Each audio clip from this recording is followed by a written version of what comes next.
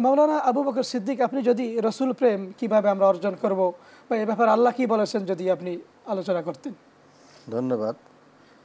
নাহমাদুহু ওয়া নুসাল্লি আলা রাসূলিহিল কারীম, আম্মা বাদ, ফাআউযু বিল্লাহি মিনাশ শাইতানির রাজীম, বিসমিল্লাহির রহমানির রহিম।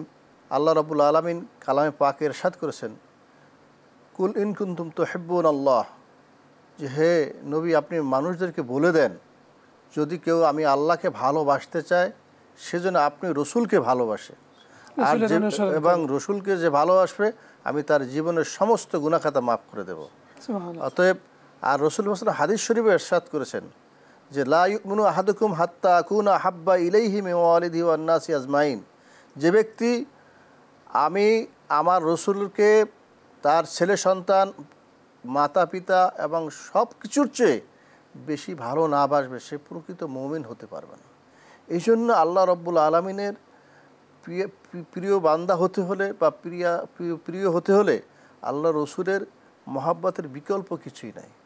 অতএব রসুল ইসলামকে আমাদের সর্বসময় ভালোবাসতে হবে। মানে আপনার এই আলোচনা থেকে আমরা বুঝতে পারলাম বা আমরা বলতে পারি যে অর্থাৎ আল্লাহ রাব্বুল আলামিনের সন্তুষ্টি অর্জন করার জন্য অবশ্যই রসুলকে ভালোবাসতে হবে এবং জীবনের ছেলে মেয়ে স্ত্রী পুত্র পরিজন সব কিছুর চেয়ে রসুলকে ভালোবাসতে হবে। তো রমজানুল মোবারক যে আল্লাহ রাব্বুল আলামিন আমাদেরকে দিলেন, আমরা যে রমজানুল মোবারক পেলাম, এই রমজানুল মোবারককে কাজে লাগিয়ে আমরা রসুলকে কেমনে ভালোবাসবো, কি আমল করব যদি আপনি বলেন।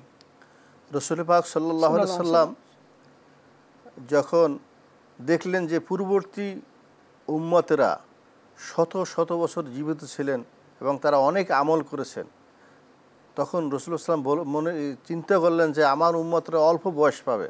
তখন আল্লাহ রাব্বুল আলামিন এই উম্মতের জন্য লাইলাতুল কদর দান করলেন এবং এই রমজান মাসে লাইলাতুল কদর একটা রাত্র 1000 মাসের চেয়ে উত্তম। অতএব এক ব্যক্তি যদি এক মাস সে একদিন সে সঠিকভাবে ইবাদত বন্দিগি করে 1000 মাসের ইবাদতের চেয়েও সে সব পাবে। শুকরিয়া, জাযাকাল্লাহ।